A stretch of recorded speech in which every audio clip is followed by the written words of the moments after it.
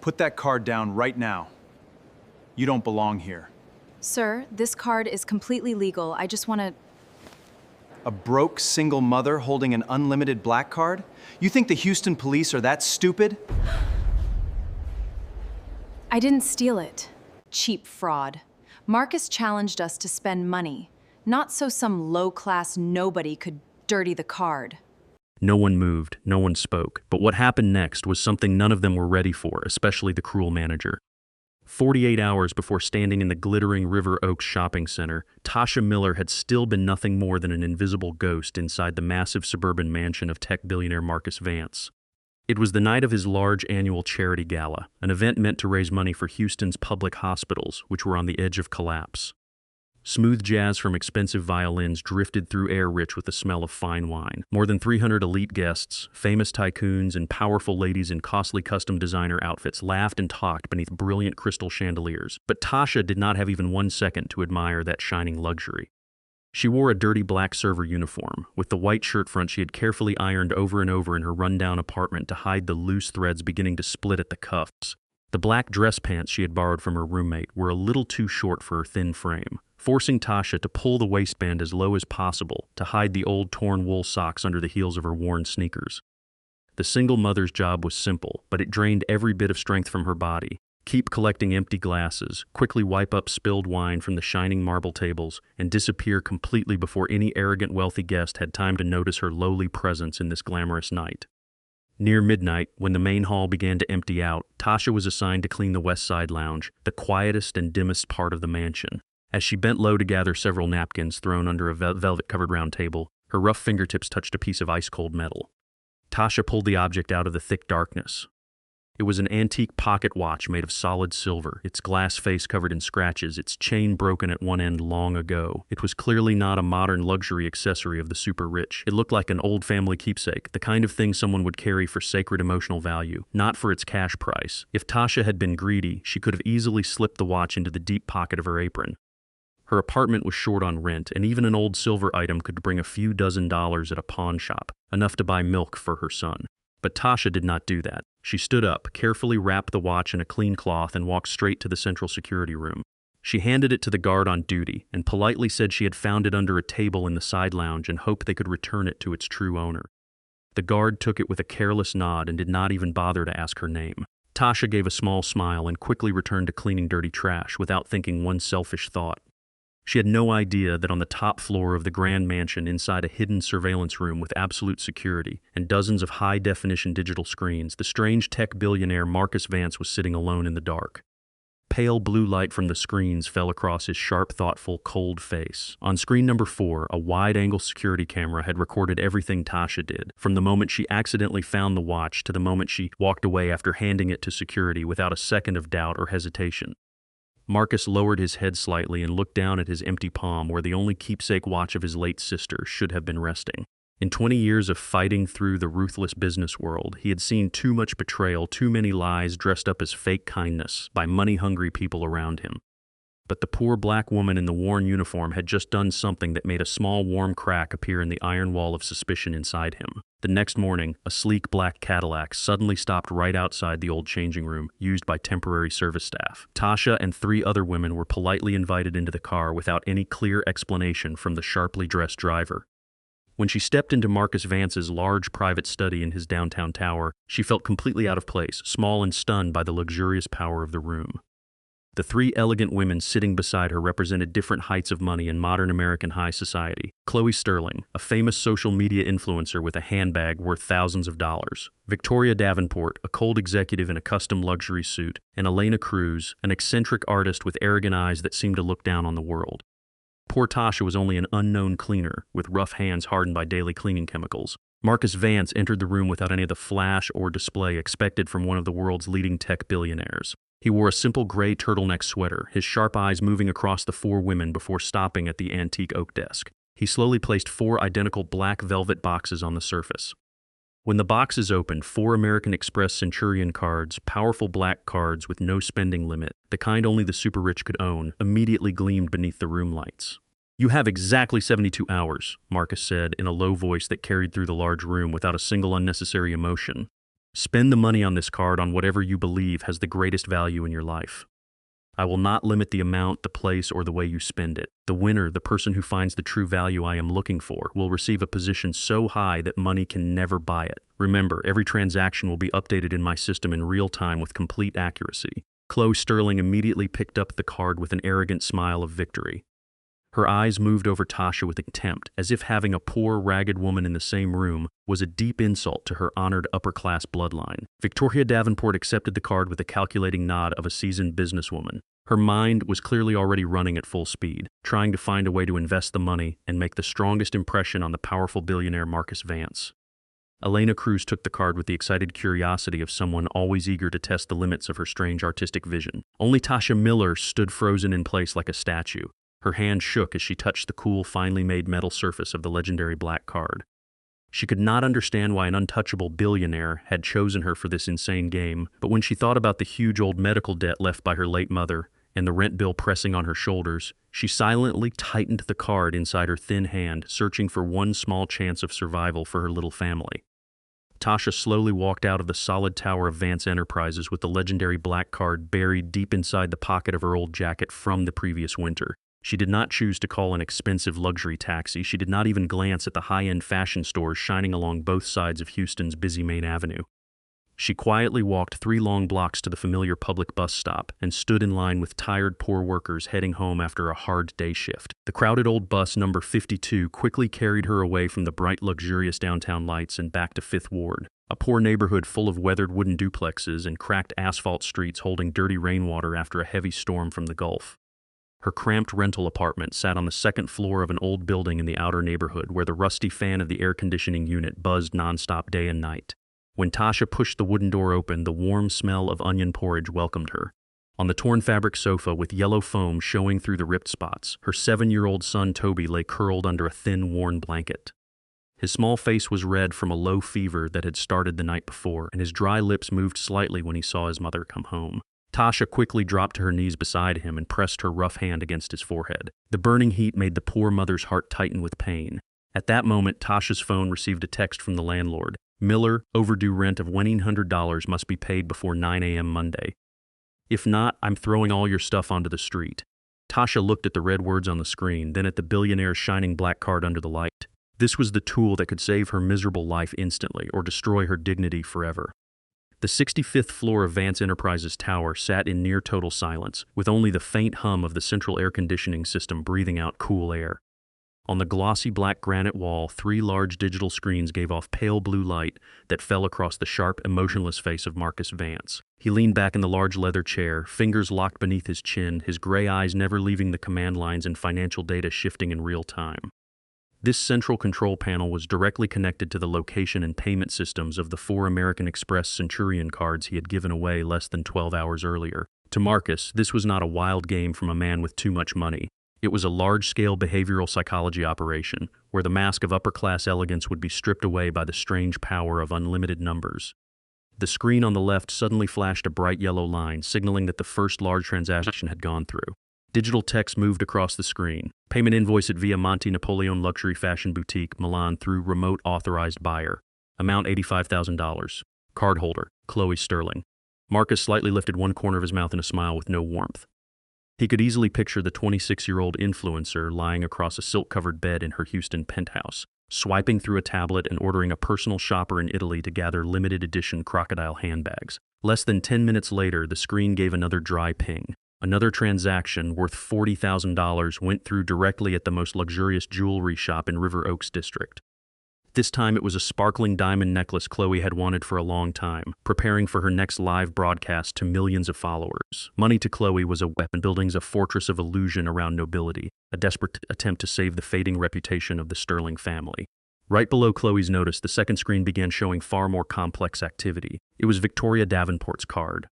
There were no purchases of clothing, jewelry, or expensive trips. Instead, an electronic transfer worth $250,000 moved directly into the account of a private investment fund specializing in short-term tech stock options. In the transaction note, Victoria had deliberately attached one short, precise line in business English. For Marcus, optimizing short-term working capital. Marcus Vance shook his head lightly, tapping his finger against the antique oak desk. This woman was too smart, with the cold, calculated intelligence of someone who had spent her life climbing the power ladder in a brutal corporate world. She did not use money for pleasure. She used Marcus's money as bait against him, trying to prove she had a sharp financial mind worthy of sitting in the CEO chair of the Vance Legacy Fund. She had turned a test of human kindness into an ambitious job interview. In the corner of the third screen, a notice from Elena Cruz also appeared, showing a $120,000 deposit for a large art studio space in the heart of Manhattan, New York. Each woman was rushing madly into her own temptation, swiping the card without fear, as if the money were endless and their lives were about to turn onto a completely different page. But Marcus's full attention was fixed on the largest center screen, the one representing Tasha Miller's card, card number 4. The status line remained a sad gray, no activity. From morning until late afternoon, that black single mother still had not made even one card transaction, not even the smallest. Marcus Vance loosened his ash gray tie, his eyes dropping to the scratched antique pocket watch lying quietly on the corner of his desk. He wondered whether too much self-respect was holding the poor woman back, or whether she was quietly planning something even larger than all the others. At the same time, in Fifth Ward, more than 10 miles northeast of the downtown tower, Tasha Miller hurried along a cracked sidewalk under a pale yellow streetlight that was starting to flicker. The Houston evening air carried heavy heat mixed with the thick humidity of the Texas Gulf, making her old faded denim jacket stick to the sweat on her back.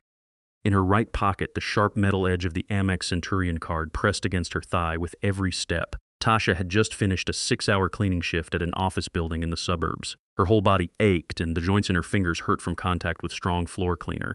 But she had no time to rest. Her 7-year-old son Toby was lying at home with a high fever that had lasted since the afternoon, and there was not a drop of milk or a piece of bread left in the refrigerator for their dinner. Tasha shushed open the glass door of a large grocery store at the edge of the poor neighborhood. Cold air from the old store air conditioner hit her face, carrying the smell of floors recently cleaned with cheap chemicals and frozen meat nearing expiration. Under the dizzying fluorescent lights, Tasha pushed a rusty shopping cart down the aisles. Anyone watching that moment might have thought a woman holding an unlimited black card would immediately rush to the expensive electronics counter or fill the cart with premium beef and costly wine. But Tasha walked with careful restraint. She stopped in front of the milk shelf, picked up the largest whole milk carton from a budget brand, and carefully checked the price, $4.12. Then she went around to the pharmacy aisle and took a pack of children's fever reducer for $6.50 and a loaf of sandwich bread for $2.80. Her cart was painfully empty, holding only the 3 most basic items needed to keep her sick child alive at home. Tasha walked to checkout counter number 3, where a young cashier with dyed blonde hair named Greg stood yawning after a long workday. He lazily picked up each item, scanned it through the barcode reader with flat, steady beeps and said, "Your total is $18.42 with tax." He did not even look at her face, his hand already reaching for a dirty gray plastic bag. Tasha took a deep breath. Her fingers trembled as she reached into her jacket pocket, pulled out the black titanium card, and gently placed it on the plastic-covered glass counter. The metal hitting the glass made a low, heavy clack, the kind of sound that belonged to the super-rich. Greg froze at once. He blinked repeatedly, staring at the sharp-raised American Express Centurion logo, then lifted his eyes to Tasha's faded denim clothes, torn sneakers showing a toe and hair tied quickly with a rubber band. The extreme contrast was like cold water poured directly over the cashier's deep-class prejudice. Greg did not take the card. He stepped back, crossed his arms, and his voice suddenly turned sharp and suspicious. "What is this?" "Are you kidding me?"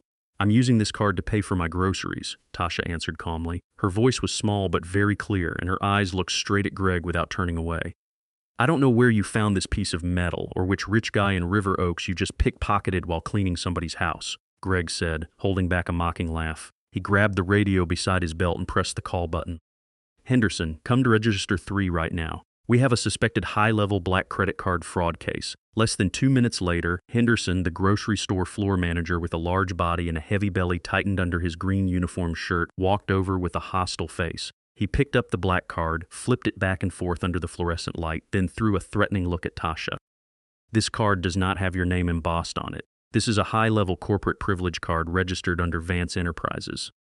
Ms. Miller, do you really think someone living in Fifth Ward could own an account that even state senators may never touch? I suggest you stay exactly where you are. I am activating the county police call system to verify the origin of this account." Around the checkout counter, 5 or 6 other poor shoppers began to stop. They moved to both sides, whispering, staring with a mix of pity and suspicion. The invisible pressure of discrimination and humiliation dropped onto Tasha's shoulders like a 1,000-pound stone. She knew that if she stayed there waiting for the police, the verification process could take hours at the local station. She was not afraid of being falsely accused because the card was fully legal and had been given to her by Marcus Vance himself. But Toby was lying alone in the rental apartment, burning with fever, and he needed this medicine immediately. She could not let her son wait in fear through the night. Tasha did not argue. She did not raise her voice. She did not try to explain herself to the biased people in front of her. She held out her hand and with a firm but very polite motion took the black card back from Manager Henderson. "I would like to cancel this transaction," Tasha said calmly, her face cold and still like a quiet lake. She reached into the small cloth wallet inside her backpack and gathered worn, folded $1 bills and a handful of quarters she had saved from selling scrap the week before. She carefully counted each coin and placed exactly $18.42 on the counter. She put the medicine and milk into her backpack, turned around and walked straight out of the grocery store, leaving the manager and cashier staring after her with both frustration and contempt. In the luxurious penthouse office, Marcus Vance's large screen suddenly turned bright red with a system error notice. Transaction at Kroger 214 declined, canceled by cardholder. Requested amount $18.42. Reason: user withdrew card. Marcus Vance shot up from his high-end leather office chair, his eyebrows tightening into a straight line. He stepped close to the screen and stared at the poor little number, 18.42 cents. A woman holding financial power that could buy the whole grocery store had just chosen to step back and cancel a bill under $20. The sharp intelligence of a tech tycoon immediately told him that some strange act of discrimination had just taken place in that poor neighborhood. Marcus's curiosity had now turned into restlessness, a vague unease he had not felt in many years. The next morning, the tension of the challenge entered a new stage when Chloe Sterling sat inside her white Mercedes G-Wagon, parked at the curb across from Vance Enterprises Tower. Chloe swiped her long, sharp-painted fingernail across the screen of her gold-plated iPhone. She had just received a secretly photographed security list from a close friend currently working as an assistant secretary in Marcus's hiring office. The picture showed the full personal information of the fourth woman in the challenge: Tasha Miller, occupation, temporary cleaning worker and night bookkeeping cleaner, residential address, 5th Ward, Houston. Chloe's blood boiled with humiliation. She felt the pride of a top Houston socialite had been brutally stepped on. How could Marcus Vance, the billionaire she had spent 2 years trying to reach, put a garbage cleaner, a ragged low-class woman from the slums, in the same challenge category as her? To Chloe, this was a direct stain on her million-dollar personal brand. She turned off the car, her eyes flashing with a cruel and vicious look. She decided she had to act first and remove this dirty thorn from the game in the most public and ruthless way possible. Chloe found Tasha's phone number through the leaked file. She used a secondary number, took a deep breath, and adjusted her voice into a sweet, formal tone filled with the polished style of a high-level secretary. "Hello, Ms. Miller, I am the communications assistant from Mr. Marcus Vance's executive office. Mr. Marcus has an urgent request for all 4 women in the challenge to meet in person in the main hall of River Oaks District Shopping Center at 2 o'clock this afternoon. He wants to assess your ability to coordinate and communicate socially in front of local media. Please be there on time and dress professionally." On the other end, Tasha was cooking porridge while wiping Toby's body with a warm cloth. The boy's fever had gone down after taking medicine the night before, but his body was still weak. Hearing the notice through the phone, Tasha bit her lip. She looked at the black card resting on the kitchen table. She knew she did not belong in the luxury world of River Oaks, but she could not refuse a direct order from the man who had given her this chance.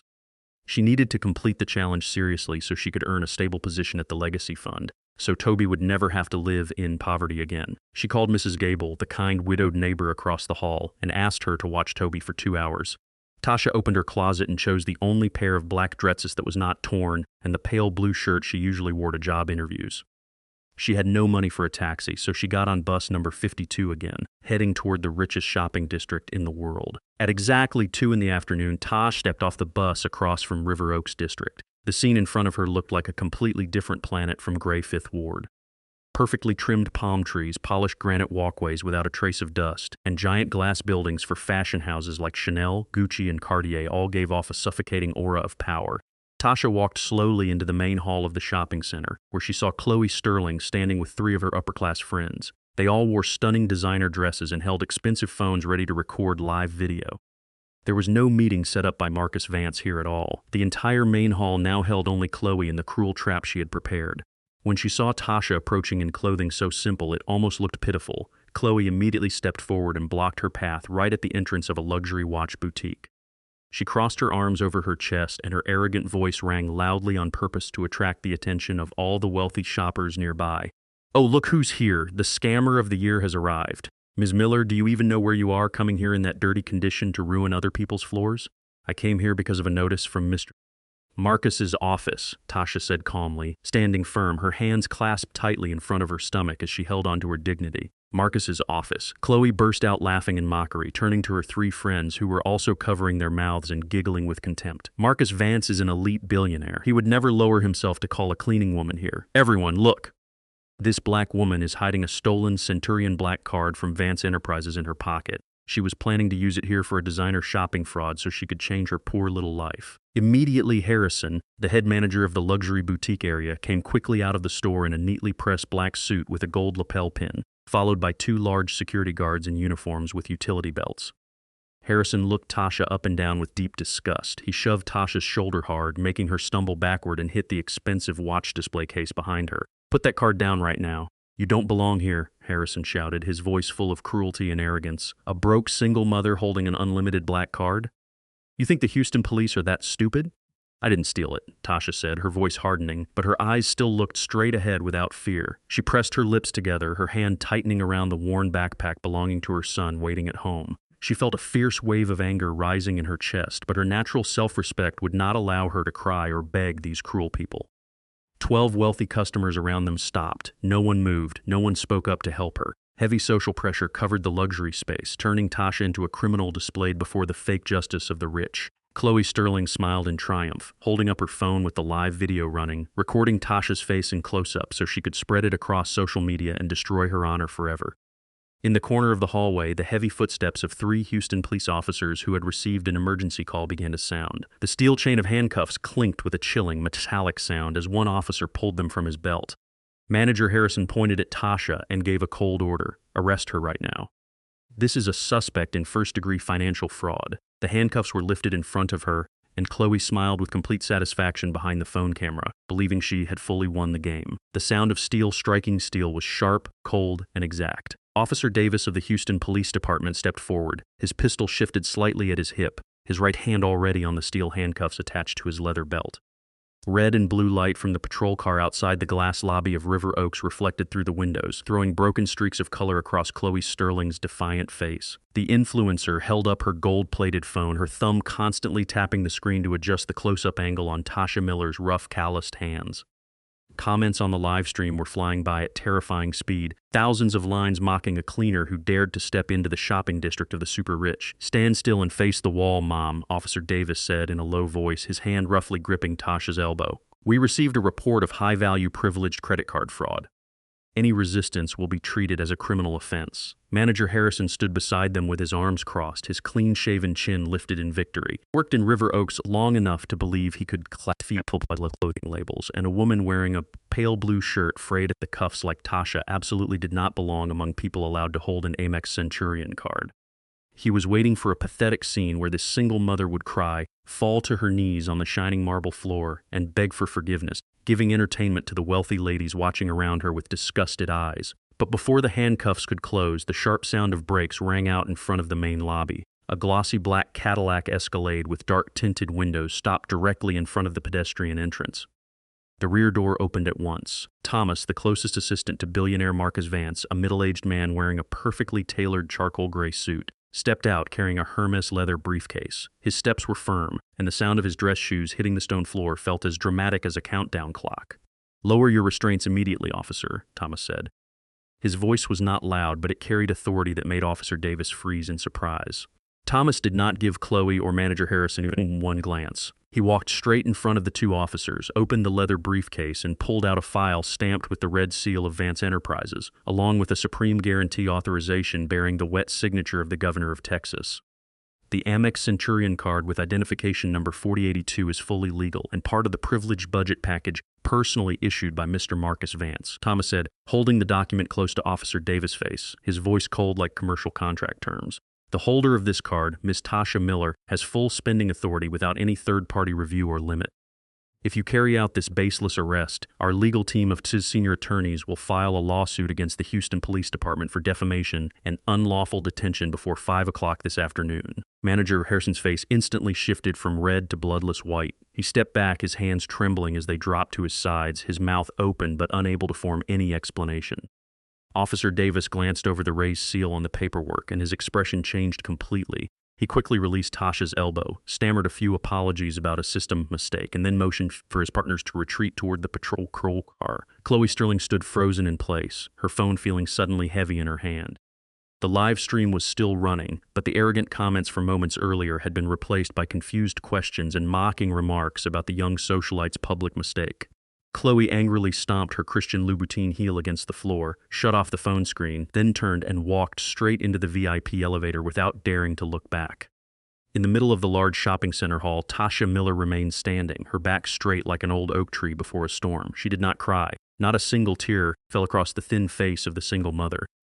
She slowly lifted one hand, fixed the collar of her shirt, which had shifted during the struggle, then bent down and picked up her son's worn fabric backpack. "Thank you, mister." "Thomas," Tasha said softly, her voice rough from exhaustion but very steady, "I have a car to take you home, Ms. Miller." Thomas stepped forward, ready to open the black Escalade door for her. "That won't be necessary, sir. I can take the bus home myself. My bus is almost here," Tasha said with a small smile, a brief smile full of self-respect. Then she quietly turned away. She pushed open the heavy glass doors of the shopping center, stepped outside into the Texas summer heat of more than 100 degrees Fahrenheit, and walked toward the busy public bus stop across Westheimer Avenue. Not far away, on the opposite side of the street, inside a black chrome Lincoln Navigator hidden under the shade of an office building, Marcus Vance sat in the back seat. Through the dark-tinted glass, he watched Tasha Miller's every movement as she walked alone along the sidewalk, heat rising from the asphalt. Marcus narrowed his eyes. He watched her stand in line with poor workers, holding a small paper fan and gently fanning herself, her face showing no hatred and no triumph after what had just happened. The secure phone in the car rang, cutting through the billionaire's thoughts. Marcus pressed the answer button on the center console. The voice of the head of his private security investigation team came through, delivering an encrypted report that had just been sent into the system. "Mr. Vance, we have finished recovering the complete background file and medical history of subject Tasha Miller as you requested. The full file has been synced to your tablet." Marcus opened the Surface tablet on his lap. The screen light displayed cold digital lines, revealing a life chapter full of tragedy and tears that Tasha had buried for 6 years. Her mother, Mary Miller, had been a dedicated nurse who worked for more than 25 years in public hospitals in Houston's District 6, where they mainly received patients who were poor and uninsured. 6 years earlier, Mary was diagnosed with late-stage lung cancer, the result of years of exhausting work in chemical-filled, high-pressure environments without proper medical care. Tasha Miller, then only in her early 20s, had to sell every small possession in their home and work 3 shifts a day, washing dishes, mopping floors, and making night deliveries, to pay for her mother's expensive chemotherapy bills at private clinics. But the American healthcare system was a monster without compassion. When the savings ran out, Mary was forced to move into a charity ward in a rundown public hospital, where poor patients lined up in hallways waiting for IV treatment. She died on a cold winter night after her body gave out completely. Marcus Vance moved his finger down to the lower part of the report where the financial numbers began to appear sharply. After Mary died, the hospital and local funeral service company required a minimum cost of $2,500 for interment, a proper resting place in a family cemetery with green grass. For a young woman carrying more than $30,000 of her late mother's medical debt, $2,500 had been a mountain she could not climb. Tasha had begged everywhere, asking relatives and even predatory lenders for help, but all she received were cold headshakes. Because she could not pay that fee within the 48 hours required by state rules, the body of Mary Miller was transferred to the city's burial program for the homeless and the poor. She was taken to the charity section on the far edge of Green Lawn Memorial Cemetery, where graves had no headstones, no fresh flowers, and no names carved into stone. There, they only placed a small rusted gray metal stake into the weed-covered ground. Carrying a cold computer-assigned number 2110822, Marcus Vance let the tablet fall onto the car seat. His chest suddenly tightened. A familiar ache rose from deep inside his memory and filled his mind. He remembered his late sister, Clara. 10 years earlier, Clara had also died of cruel cancer inside one of the finest sterile hospital rooms in Switzerland, where Marcus had spent more than $50 million to hire the world's top professors and the most advanced medical equipment on Earth. A tech billionaire's money could buy luxury. It could buy the freshest white roses around his sister's coffin every day, but in the end, it was still powerless before death. For Tasha Miller, poverty had stolen even the most basic right of a daughter, to carve her mother's name into a piece of granite. Marcus looked out the car window as the old bus carrying Tasha disappeared around the bend of the avenue. For the first time in many years of fighting through business with a suspicious iron heart, he felt the wall of prejudice inside him cracking into large pieces. Time moved quickly to 4 o'clock on the second afternoon of the challenge. In the top executive office of Vance Enterprises Tower, Marcus's real-time financial monitoring system suddenly gave a deep, warm ping. It was not the red alert of fraud or another luxury designer invoice. On the center screen, the card account with Tasha Miller's number 4082 had just activated its first transaction after more than 36 hours of complete silence. Marcus Vance walked quickly to the desk, placed both hands on the wood surface, and focused on the data the system was analyzing and displaying. Transaction location: Monument Granite Yard Office Complex, northern suburbs of Houston. Payment amount $3,200. Status approved. Marcus immediately pressed the hotkey connecting to the integrated security camera and electronic invoice system at Monument Granite Yard, a large headstone workshop near Interstate 45. On the digital scan display, a copy of the purchase receipt appeared with full details. Tasha Miller had not bought jewelry. She had not bought designer clothing. She had not even used the money to pay the $800 rent that the landlord had threatened to use as grounds for eviction Monday morning. She had used $3,200 to order a premium ash gray granite headstone in standard adult size. In the inscription request section, the system showed Tasha's scanned handwriting, each letter carefully shaped. Mary Miller, 1968-2020, loving mother, devoted nurse who lit the darkness of thousands of lives. Forever remembered with dignity and honor, Marcus Vance stood motionless, his breathing growing heavier under the force of emotion rising inside him. But the system did not stop there. Less than 5 minutes later, a second ping rang out, louder and far more decisive. The computer screen displayed a direct electronic transfer of enormous value, forcing the corporation's algorithmic system to rerun the identity chain. Transfer amount: $45,000. Beneficiary account: St. Jude Charity Medical Clinic, 5th Ward. Marcus Vance immediately picked up the desk phone and dialed the CEO of the card-issuing bank directly. "I need details on the $45,000 transfer to St. Jude Clinic right now. Who signed the order, and what is the purpose of the funds?" On the other end, urgent typing could be heard, followed by the stunned voice of the bank executive. "Mr. Vance, the transfer was made in person at the 5th Ward branch by Ms. Tasha. According to documents attached by St. Jude Charity Clinic, the $45,000 is not a regular donation." Miller requested that the clinic immediately clear the entire overdue medical debt list, including medication fees and inpatient treatment charges, for 34 poor single mothers currently bringing young children there for care. These are families scheduled to be transferred to state debt collection agencies.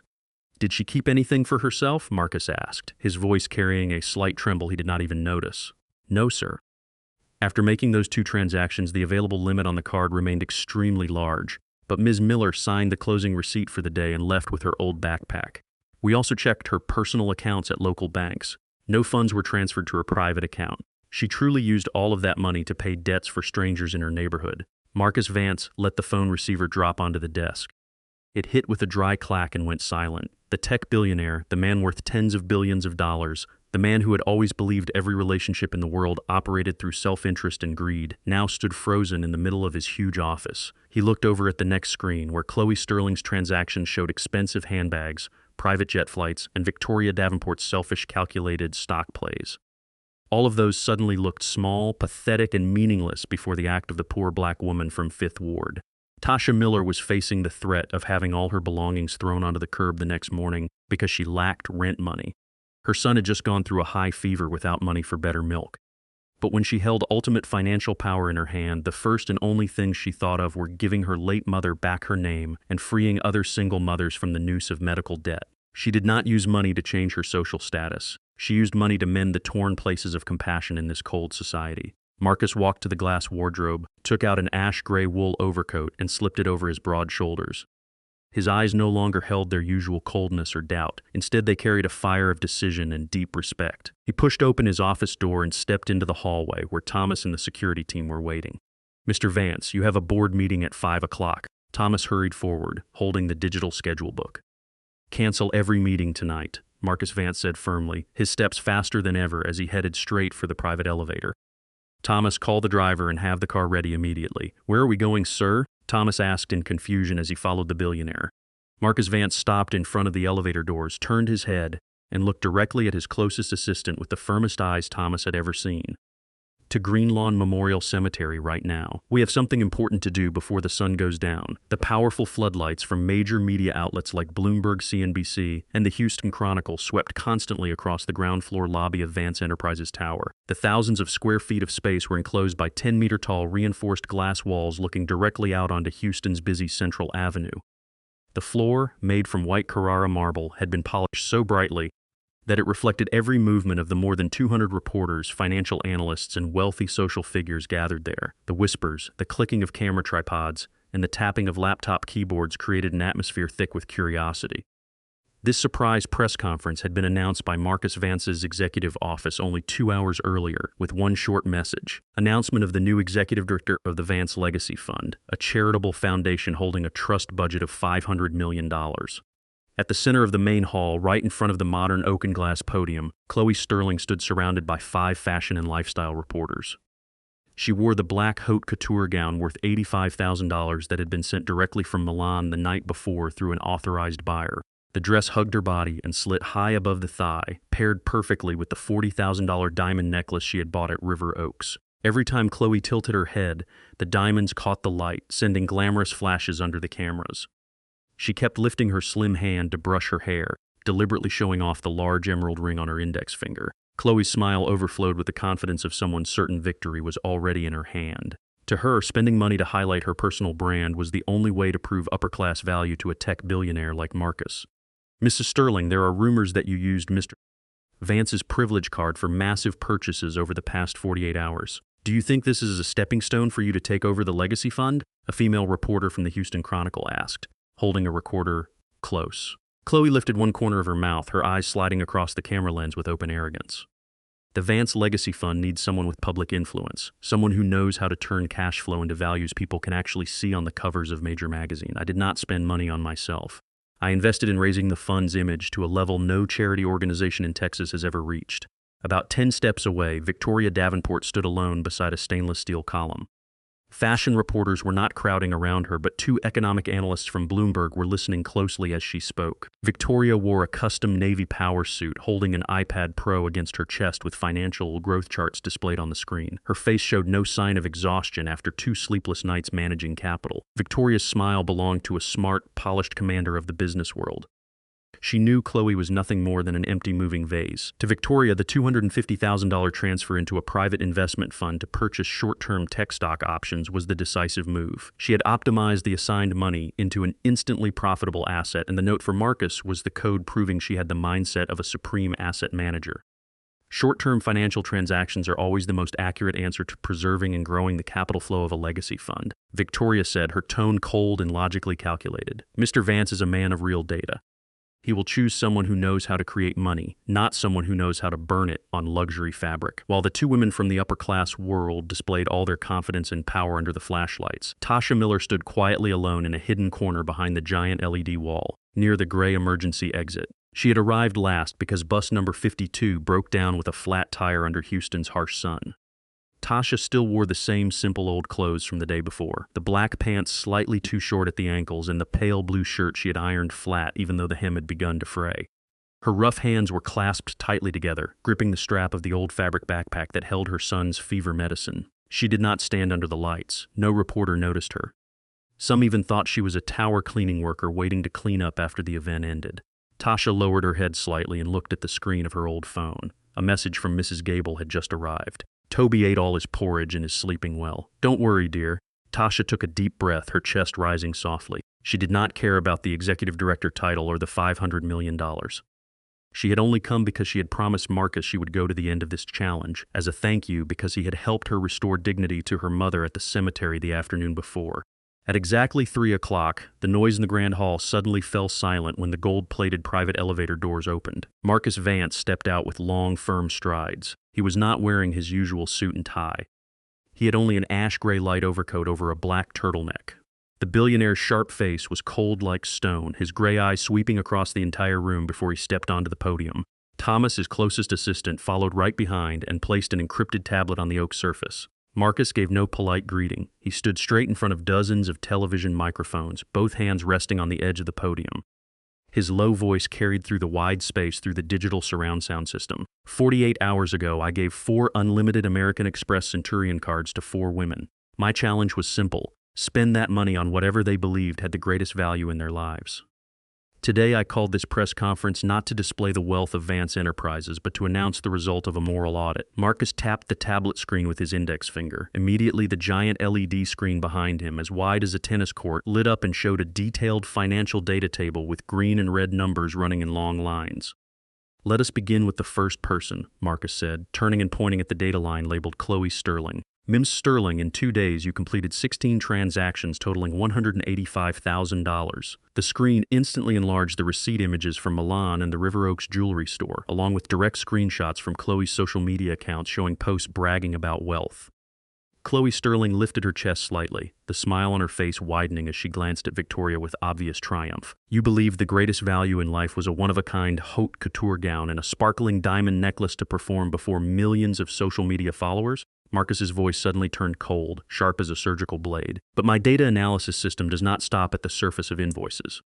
Thomas, display the Sterling Family Capital audit file. The LED screen immediately switched to a confidential file stamped by the IRS and the Texas Department of Justice.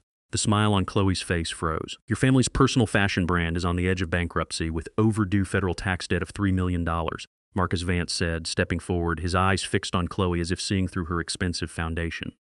You used my card to buy highly liquid assets, then secretly consigned them at luxury pawn shops in Miami to convert them into cash and rescue your father's tax-evading company. You did not invest in charitable value. You were committing a sophisticated financial fraud under the name of a moral challenge. As of 1 hour ago, your card has been permanently frozen.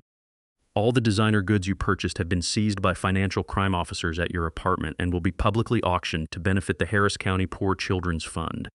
Noise exploded through the reporters. Camera flashes fired nonstop into Chloe's face as it slowly turned from rosy to gray. Her lips trembled, and the gold-plated phone in her hand nearly fell to the floor. She opened her mouth to explain, but 2 tower security guards stepped forward and stood firmly on either side of her like a silent warning. Marcus did not give the room time to settle. He pressed the button on the control panel again. The LED screen switched to the second data line, Victoria Davenport. The second person, Ms. Victoria Davenport. An electronic transfer of $250,000 into a short-term private investment fund, Marcus said, turning toward Victoria, who was still trying to stay calm by clutching the iPad against her chest. Ms. Davenport, you sent me a note saying you were optimizing short-term working capital for the legacy fund.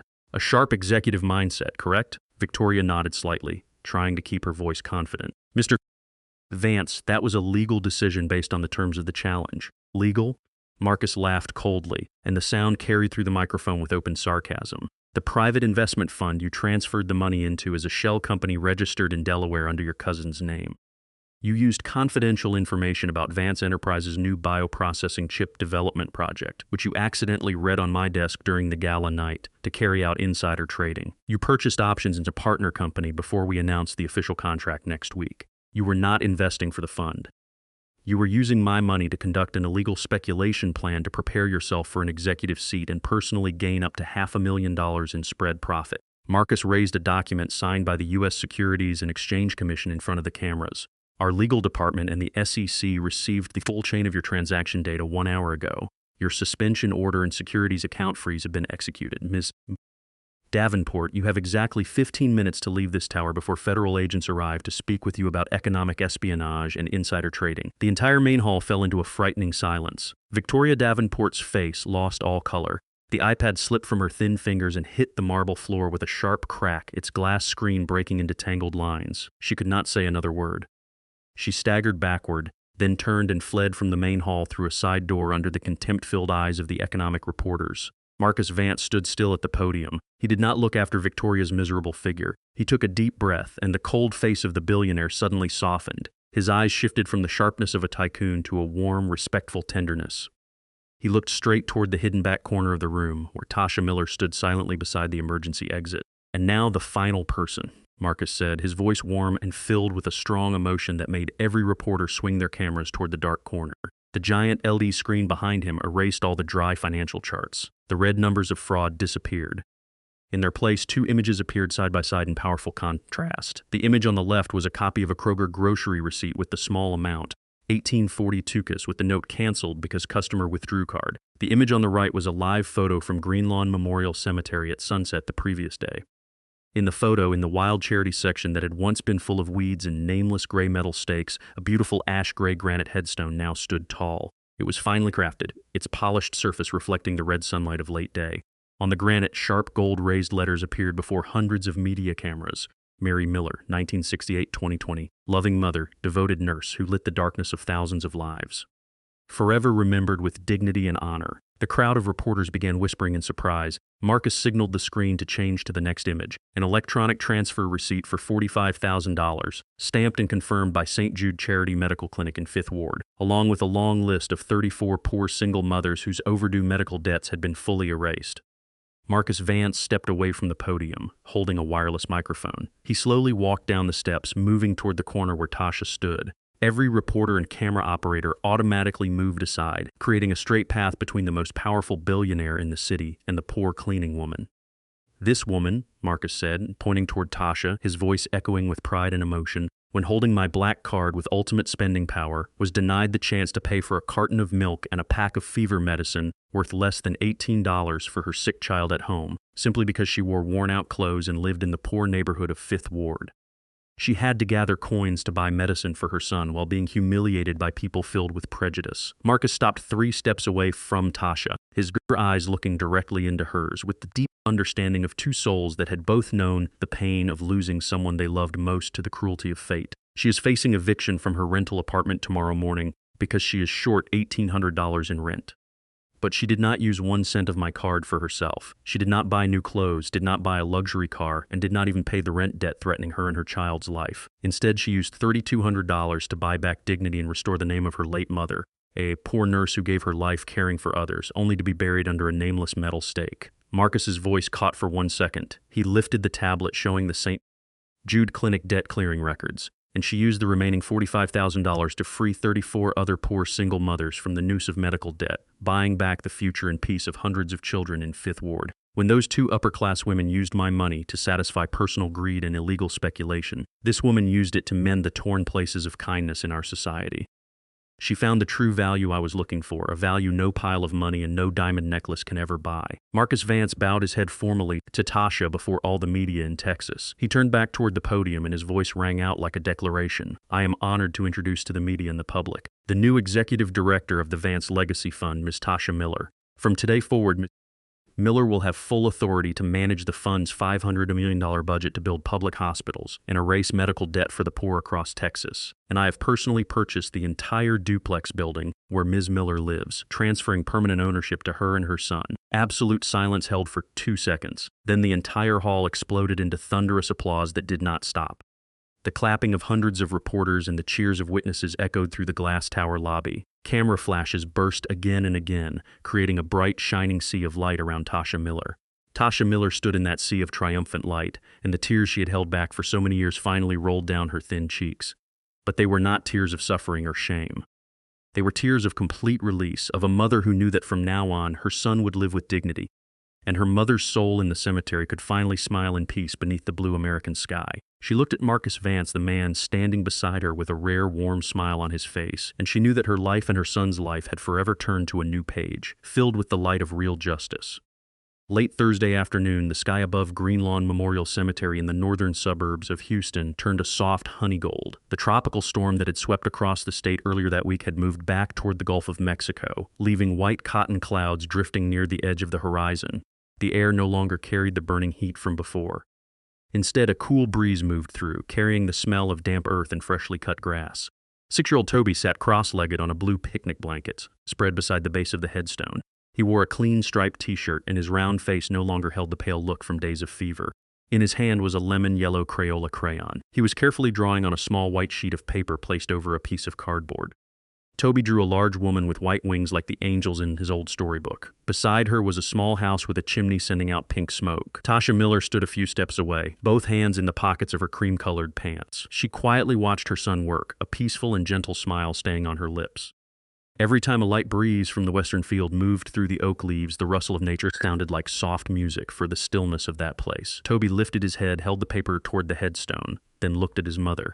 "Mommy, I drew Grandma Mary with big wings. She won't be cold under the ground anymore, right?" Tasha walked over and knelt on one knee on the grass. She gently brushed the fine hair from her son's forehead. "That's right, Toby. Grandma's an angel now. She's in a very beautiful place with lots of flowers, and she never has to work hard again." The boy nodded firmly, placed the paper beside the base of the granite stone, and picked up a small white pebble to hold down one corner so the Gulf breeze could not blow it away. The child's small, natural action carried an innocent power that healed all the wounds he and his mother had carried for so many years. Soft footsteps on the stone path broke the quiet. Tasha did not need to turn around to know who was coming. The familiar scent of sandalwood mixed with the steady footsteps of the tech billionaire could not be mistaken. Marcus Vance stepped beside her. He wore a white shirt with the collar open, sleeves rolled to his elbows, no longer carrying the distant look of a tycoon ruling from the highest floor of a glass tower. He looked at Toby's drawing, then at the inscription on Mary Miller's headstone. His gray eyes narrowed, and the lines at the corners of his eyes revealed a kind of tiredness that had finally been released. Many years later, whenever Marcus Vance looked back on his journey, he always said the moment he saw the receipt from that stone workshop in the suburbs was the moment the bleeding wounds in his heart from the past 20 years were stitched closed. Money in its purest form was only cold numbers on lifeless electronic boards. It could buy obedience. It could buy sparkling jewels to cover the emptiness inside people like Chloe or the power schemes of Victoria, but it could never buy the dignity of a soul. Tasha Miller had entered his luxury world with empty hands and a faded jacket, but she left with the posture of the richest person there. She did not use the powerful card to escape poverty. She used it to lift people who lived through the same pain and to tell the world that her mother, a poor woman buried deep in the earth, deserved to be remembered with the highest respect. In life, justice does not always come from court rulings. Sometimes it comes when one decent person finds another decent person in the middle of a lost world. Marcus Vance placed his hand in his pocket and took a deep breath of the clean late afternoon air. The legal team reports that all transfer procedures for the housing complex in Fifth Ward have been completed. You did very well over the past 3 days, Director Miller. Tasha lifted her head and looked at the granite stone where the gold letters were slowly fading as the sun dropped behind the oak trees. I only did what a person should do when they get a chance, Mr. Vance. When you see mothers having to choose between buying food for their children or medicine for themselves, you understand how $50,000 can change the fate of a whole generation. I used to think the world only ran on greed and practical business contracts, Marcus said, his voice slightly rough, his eyes still on the far horizon. When my sister Clara died in a hospital in Zurich, she was surrounded by the most expensive medical equipment in the world. I could have bought that entire hospital, but I could not buy one more hour of life for her. For 10 years, I built up billions of dollars just to prove that money could control everything. But when I saw your receipt from St. Jude Clinic, I realized how wrong I had been. You used my money to teach me a lesson no Ivy League university could ever teach. Tasha turned slightly to look at him. In the dimming sunset, the face of the man with enormous wealth suddenly looked closer and more human than ever.